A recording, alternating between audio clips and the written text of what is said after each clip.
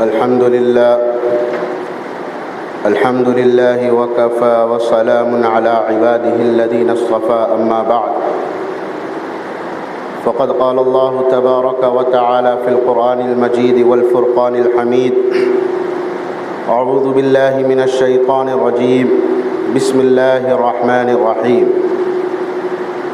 قل هل ننبئكم بالأخسرين أعمالا الذين ضل سعيهم في الحياة الدنيا وهم يحسبون أنهم يحسنون صنعا وقال النبي صلى الله عليه وسلم أتدرون ما المفلس قالوا المفلس فينا من لا درهم له ولا متاع قال المفلس فينا من يأتي يوم القيامة بصلاة وصيام وزكاة وقد شتم هذا وأكل هذا وضرب هذا أو كما قال عليه الصلاة والسلام۔ معزز سامعین کرام، برادران اسلام، میرے واجب الاحترام بزرگوں اور دوستوں، ابھی میں نے خطبے میں قرآن کریم کے سورہ کہف کی آخری رکوع کی ایک آیت تلاوت کی ہے اور ساتھ ہی ساتھ نبی پاک صلی اللہ علیہ وسلم کی ایک حدیث مبارکہ بھی پڑھی ہے۔ ان دونوں کے اندر اللہ اور اس کے رسول صلی اللہ علیہ وسلم نے پوری امت مسلمہ کو ایک اہم مسئلے کی طرف توجہ دلائی ہے، ایک اہم مسئلے کی طرف تنبیہ کی ہے۔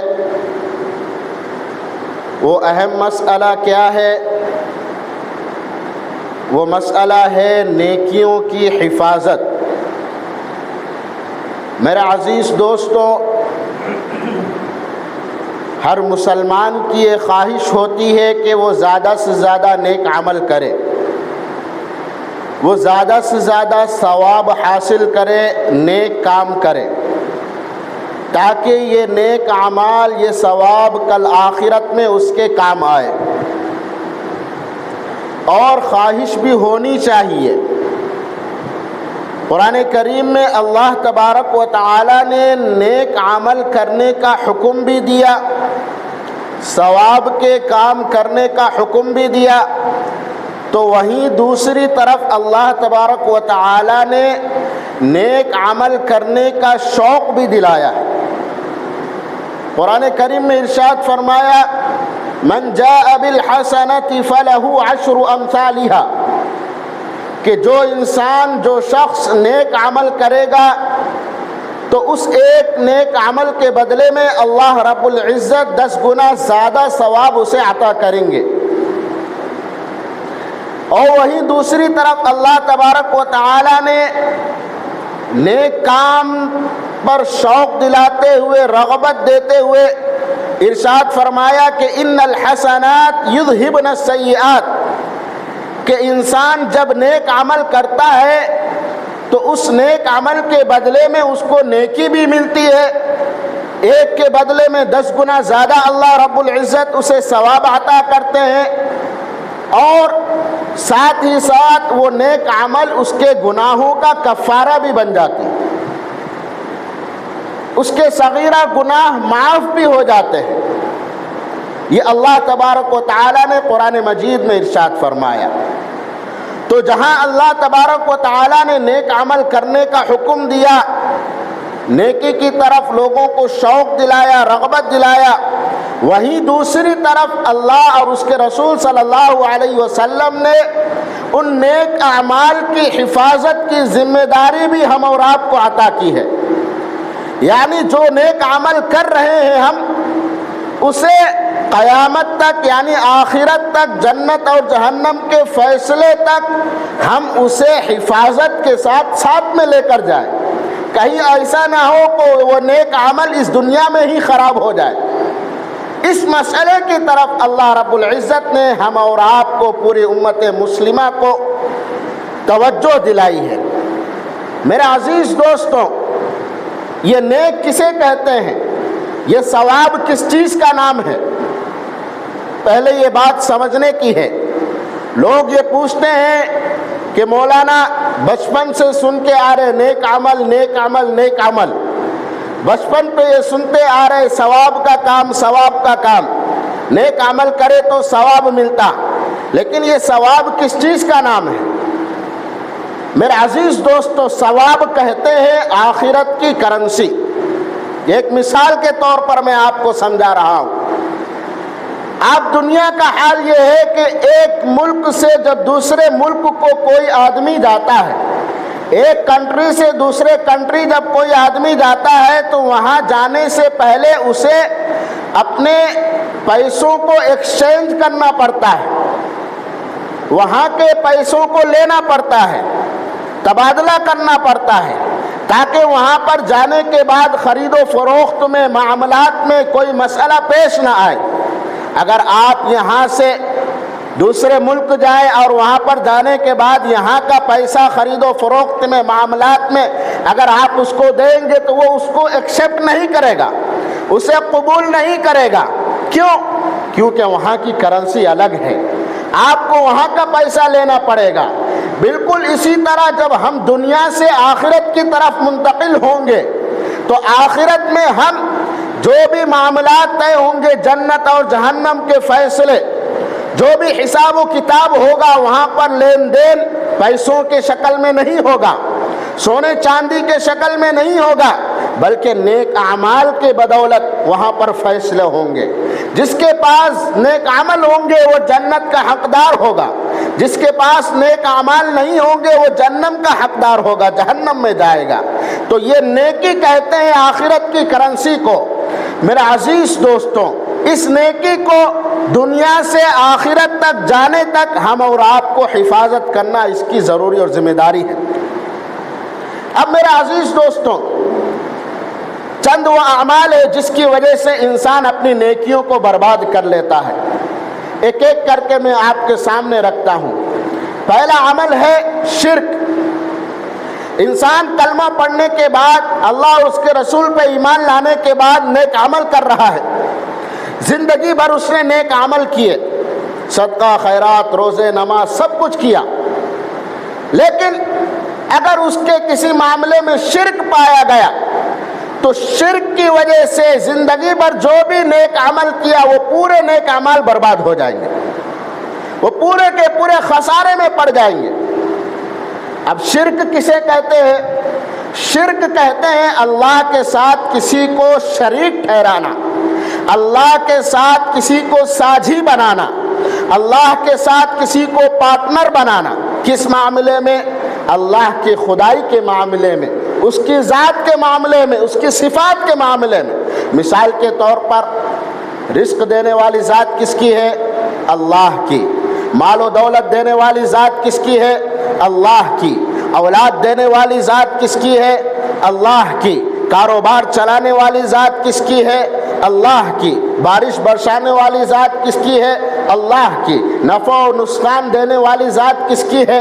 اللہ کی۔ اگر اللہ کسی کو نقصان دینے پر آئے تو کوئی اس کو نفع نہیں پہنچا سکتا، اللہ کسی کو فائدہ دینے پر آئے، نفع دینے پر آئے تو کوئی ذات اس کو نقصان نہیں پہنچا سکتی۔ اللہ اگر کسی کو اولاد نہ دے تو کوئی ذات اسے اولاد نہیں دے سکتی، اگر اللہ کسی کو اولاد دے تو کوئی اولاد دینے سے اس کو روک نہیں سکتا۔ یہ تمام چیزوں کا مالک اللہ ہے، ہر چیز پر اللہ قادر ہے، اللہ کی قدرت ہے۔ اگر کوئی یہ سمجھے کہ رزق دینے والی ذات کوئی اور ہے، اولاد دینے والی ذات کوئی اور ہے، اس جہاں کو چلانے والا اللہ کے ساتھ کوئی اور ہے، نعوذ باللہ، اگر اس کے ذہن و خیال میں، اس کے دماغ میں اس طرح کی سوچ آتی ہے، اس طرح سوچتا ہے تو یہ اللہ کے ساتھ شرک ہے۔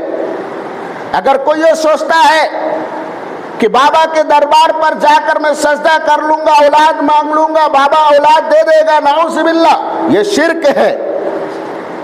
اس طرح کوئی سوچتا ہے کہ دربار میں جا کر میں اپنے کاروبار کو چلا لوں گا، یہ شرک ہے۔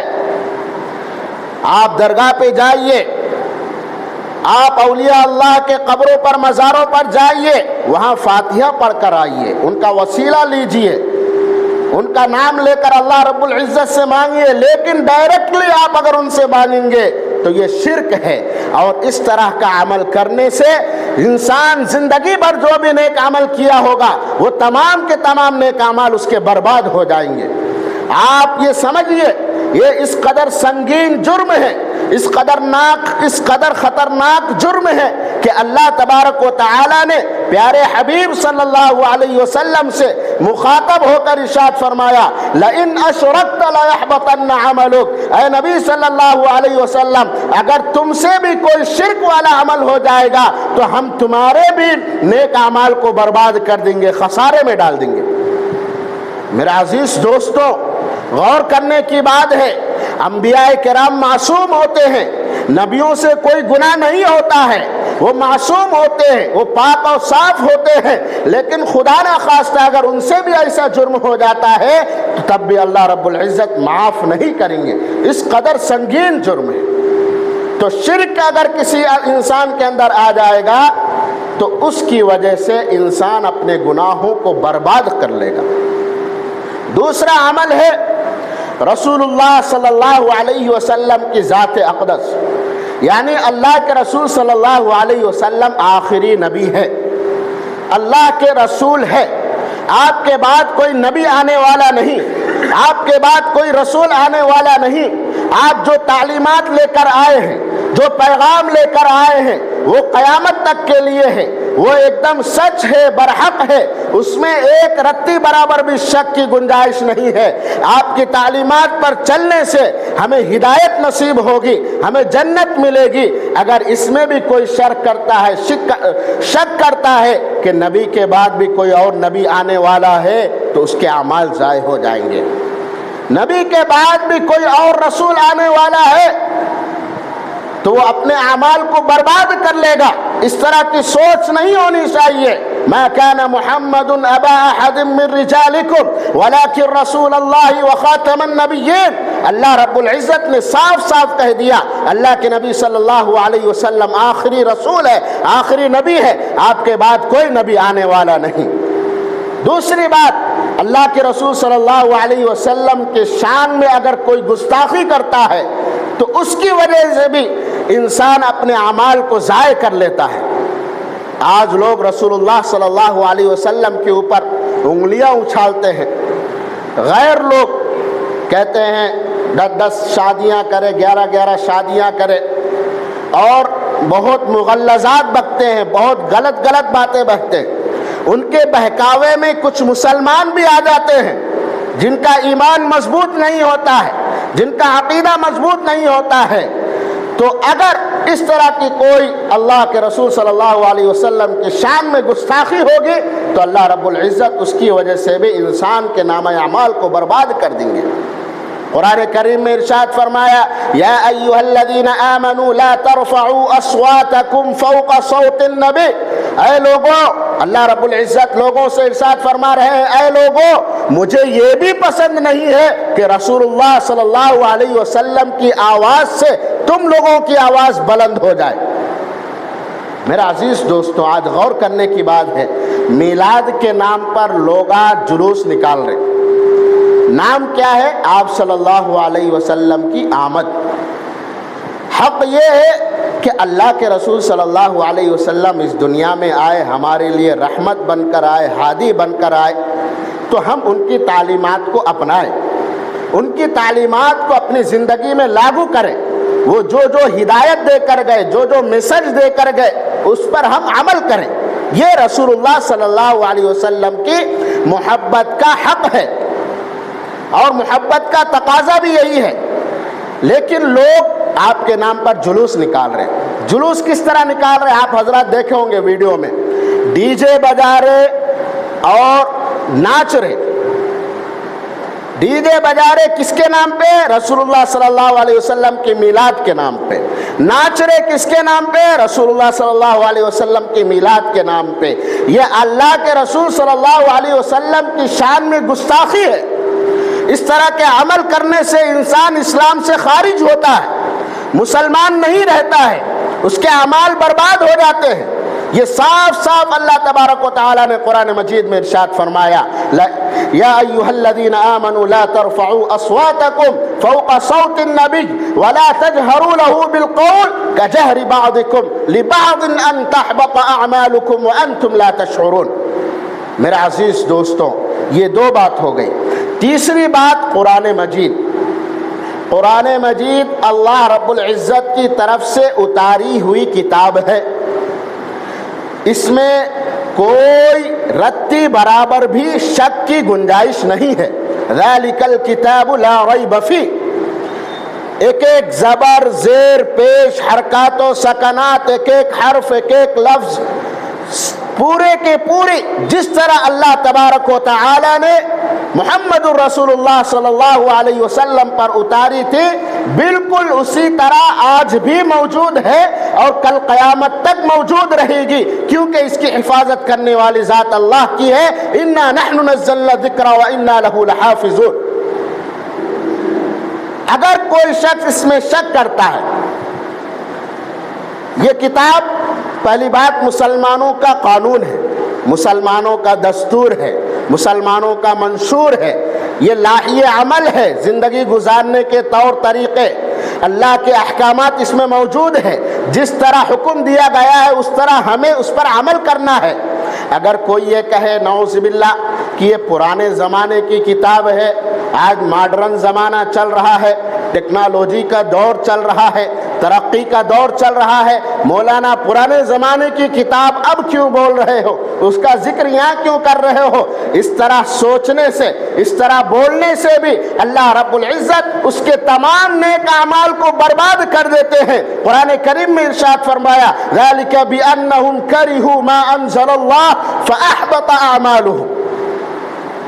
میرا عزیز دوستوں، یہ عقیدہ ہونا چاہیے کہ کتاب ہمارے لیے زندگی کا قانون ہے، دستور ہے، منشور ہے۔ آج ہمارا حال یہ ہو گیا کہ کتاب کو ہم برکت کی کتاب بنا لیے۔ کاروبار شروع کرنا ہے، مول صاحب تھوڑے بچوں کو بلا دو، قرآن پڑھ دیتے، کاروبار اچھا چلتا۔ برکت کی کتاب، بخشنے کی کتاب بنا لیے۔ کسی کا انتقال ہو گیا، قرآن خوانی کر دو، اس کی بخشش ہو جاتی۔ اس کو دعا تعویذ کی کتاب بنا لیے، شفا کی کتاب بنا لیے، تعویذوں کی کتاب بنا لیے، لیکن اس کو کوئی اپنی زندگی کا قانون نہیں بناتا، کوئی اس کو اپنی زندگی کا منشور اور دستور نہیں بناتا۔ میرا عزیز دوستو، اس میں رحمت ہے، برکت ہے، اس سے بخشش ہوتی ہے، برکتیں بھی حاصل ہوتی ہے، شفا بھی ملتا ہے، لیکن صرف اسی کے لیے یہ کتاب نہیں ہے، بلکہ زندگی کے ایک ایک قانون، ایک ایک مسئلہ، زندگی کا ایک ایک گوشہ اس کے اندر موجود ہے۔ آپ اس کو ڈھونڈ کر اس پر عمل کرنے کی کوشش کرو۔ یہ تین اعمال وہ تھے، پہلا شرک، دوسرا رسول اللہ صلی اللہ علیہ وسلم کی ذات اقدس، تیسرا قرآن مجید۔ ان تین اعمال کی وجہ سے انسان اپنی زندگی کے تمام نیکیاں برباد کر لیتا ہے۔ اب چند وہ اعمال ہیں جس کی وجہ سے انسان تھوڑا تھوڑا کر کے انسان اپنی زندگی، اپنے ثواب کو برباد کر لیتا ہے، باطل کر لیتا ہے۔ اس میں سے ایک عمل ہے، قرآن مجید میں ارشاد فرمایا، یا ایھا الذین آمنوا لا تبطلوا صدقاتکم بالمن والاذی، اے لوگو اپنے صدقہ خیرات، اپنے بھلائی کے کاموں کو احسان کے ذریعے سے اور تکلیف دے کر برباد مت کرو۔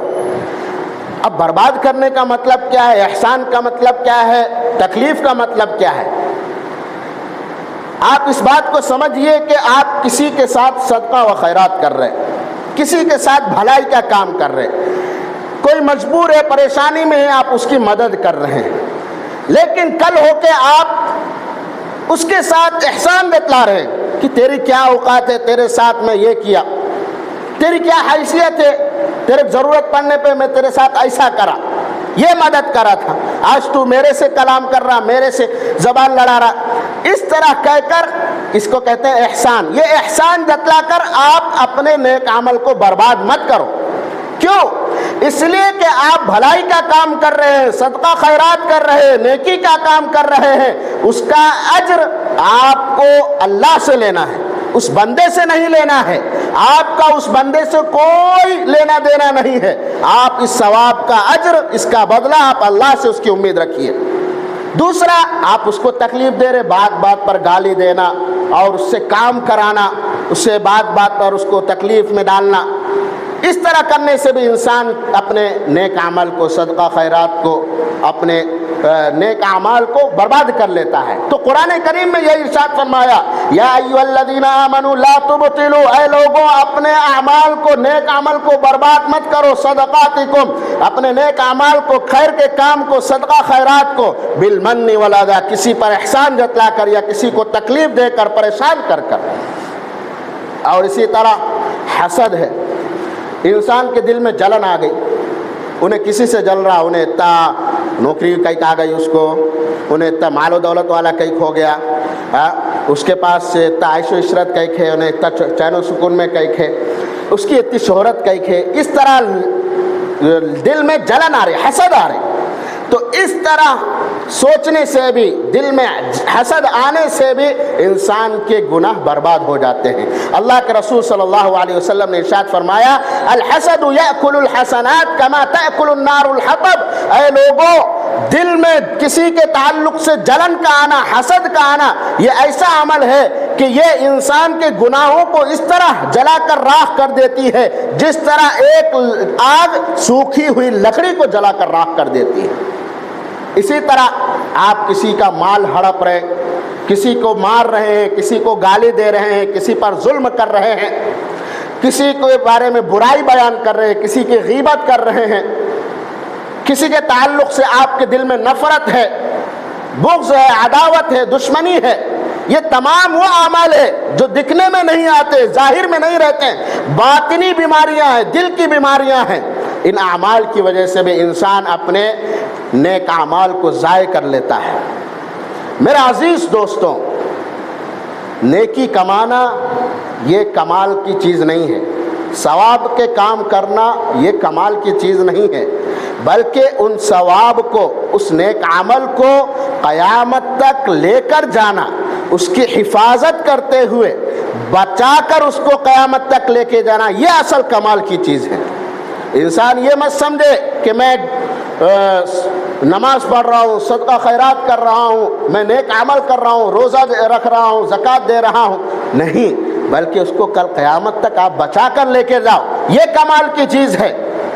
میرے عزیز دوستوں، اللہ کے رسول صلی اللہ علیہ وسلم نے ایک مرتبہ اپنے صحابہ کرام کو بلا کر، جمع کر کر عرض کیا، پوچھا، اے میرے صحابہ، اتدرون ما المفلس، کیا آپ لوگوں کو معلوم ہے کہ ہم میں سب سے بڑا مفلس کون ہے، سب سے بڑا محتاج کون ہے، سب سے بڑا فقیر کون ہے؟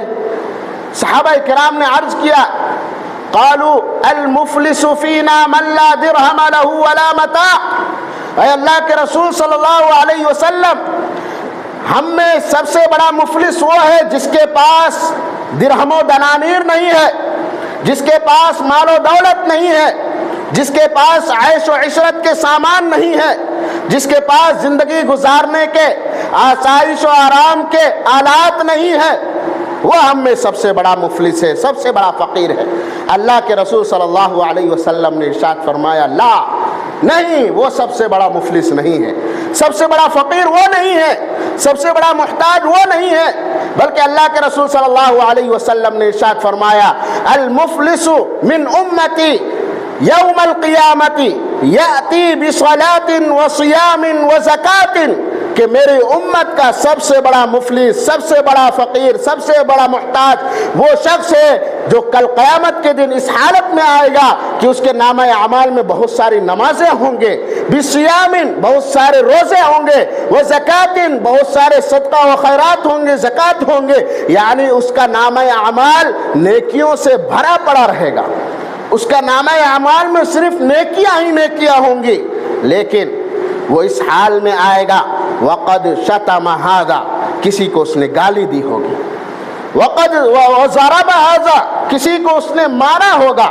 किसी को उसने तकलीफ दी होगी, वअकल माल हाज़ा, किसी का उसने माल हड़पा होगा, किसी की जायदाद पर कब्जा किया होगा, इस तरह के बहुत से गुनाह लेकर आएगा। वक़ज़फ़ हाज़ा, किसी के ऊपर उसने बहतान लगाया होगा, इल्ज़ाम लगाया होगा, गलत मुकद्दमात में फंसाया होगा, इस हाल में आएगा जब वहाँ हिसाब व किताब का मामला आएगा। लोग अपना हिसाब व किताब, अपना बदला मांगेंगे। अल्लाह रब्बुल इज़्ज़त से कहेंगे, ऐ अल्लाह, ए बारी इला, इसने मुझे गाली दी थी, इसने मेरा माल हड़पा था, इसने मुझ पर तोहमत लगाई थी, इसने मुझे मारा था, तकलीफ दिया था।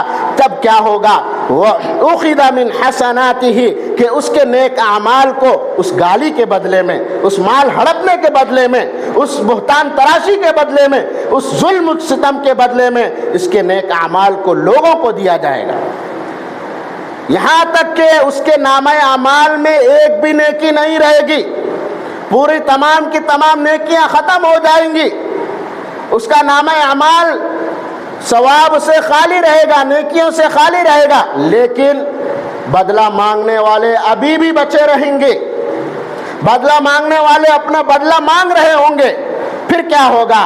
उखिदा मिन खतायाहुम फतुरिहत अलैहि, कि जो लोग बदला मांग रहे होंगे उनके गुनाहों को इस पर लादा जाएगा, उनके गुनाहों को इस पर लादा जाएगा।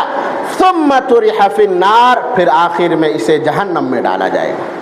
मेरा अजीज दोस्तों, ये इस उम्मत का सबसे बड़ा मुफलिस, सबसे बड़ा फकीर, सबसे बड़ा मुहताज आदमी है।